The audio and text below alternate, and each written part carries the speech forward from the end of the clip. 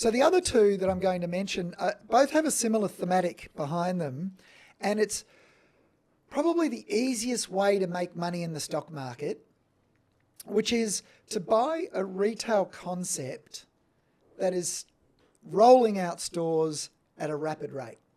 So if you can buy a retail concept that's going from, let's say 30 stores to 1,000 stores, and you can get in when it's only got 30 stores, you don't have to do anything.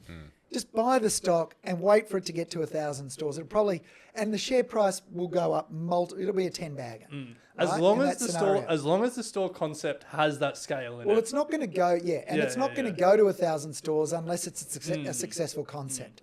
I think, for example, in the next year or two, we'll see GYG come to market. And I own shares in that business, and it's unlisted currently. But, that's a business that if it succeeds in the United States, it's got 4 stores in Chicago at the moment. I think it could go to, you could have 1,000 or 2,000 stores in the United States if it's successful. Could you imagine? Can you imagine how well the shares will do after it lists if it achieves that? And I'm not saying it will achieve it, but if it did, it would be hugely successful.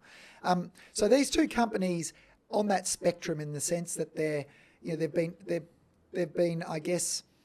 been successful in what they've done so far, but the opportunity for them to be successful is much, much greater in terms of scale.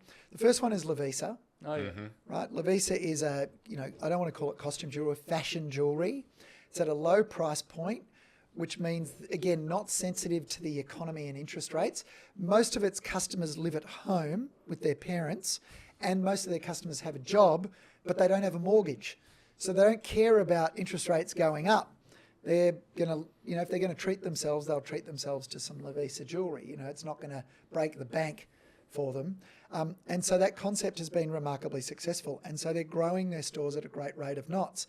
They've proven, that they open stores on a monthly basis at a rate I've seen few merchants able to do. And they're doing the same thing overseas.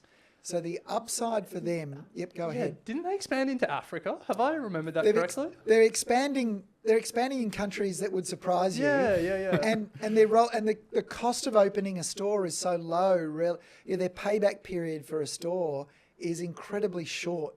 And that, when I talked earlier about high margin and high rates of return on equity, that's what we're talking about there. So that's one that we really like. Another one is ARB. Now, ARB has always been seen by professional investors in Australia. ARB is the aftermarket four-wheel drive parts and accessories manufacturer. ARB has always been seen as being leveraged to the economy. When the economy's going well and people are flush with cash, they go and deck out their four-wheel drives, put a bull bar on, put spotlights on, put a fridge in the back, dual battery packs, all this sort of stuff. That's what ARB does. And the market is right that while they were Australian only, they are sensitive to the economic cycle.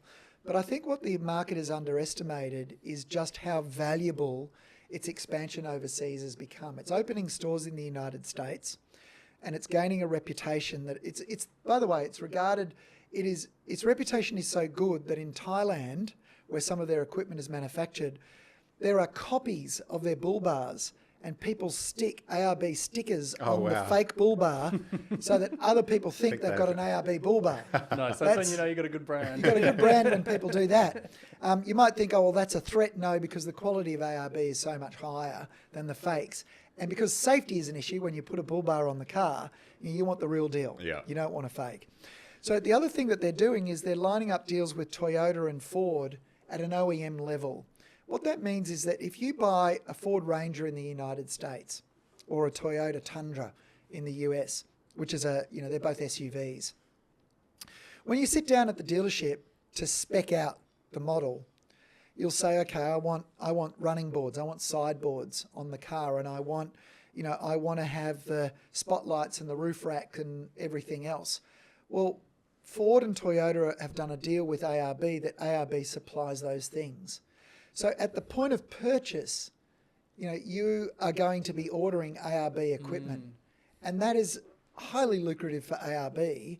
And in terms of volume, it really sets the stage for a much much more rapid increases in volume than what we've seen when people have to go to an ARB store to buy it and then leave their car there and have it fitted aftermarket. Aftermarket means you've bought the vehicle and it's now an aftermarket edition. It's no longer aftermarket. You're buying Ford equipment from Ford or Toyota equipment from Toyota, but it's supplied by ARB. Because obviously, and then by the way, that's a great testament to their reputation, brand and quality, that Toyota and Ford want to use their parts. So there's a couple of retail ideas where I think, again, there's value under your nose. You know, there's optionality either in the growth of Lovisa stores or the growth of ARB stores plus their OEM deals. I've got to say, regardless of what people think about these stocks, I just love the fact that it's Australian companies taking on the world. ARB pushing into the US, Lovisa pushing into South Africa and Europe and parts of Asia, Ordinate becoming like a global standard. It is the global standard. You just love to see already is the standard. Aussie companies doing good. Yeah, it's unreal, and people don't realise that the great thing about small caps in Australia, and you know why I'm promoting the Montgomery Small Companies Fund, is because you've got exposure to sectors and themes that you don't get in the top 100. You know, the top 100 is really kind of boring compared to what's available in small caps. Yeah. Well, I mean, and, you know, so much of the top 100, well, especially the top 20 is just exposed to economic conditions. And correct. The macro drives. A lot of them are very mature businesses. Perhaps with the exception of things like, you know, CSL or Cochlear, Macquarie Bank, you know, where they're probably less sensitive. But nevertheless, there's, you know, you've got limited options in the large cap space compared to small caps.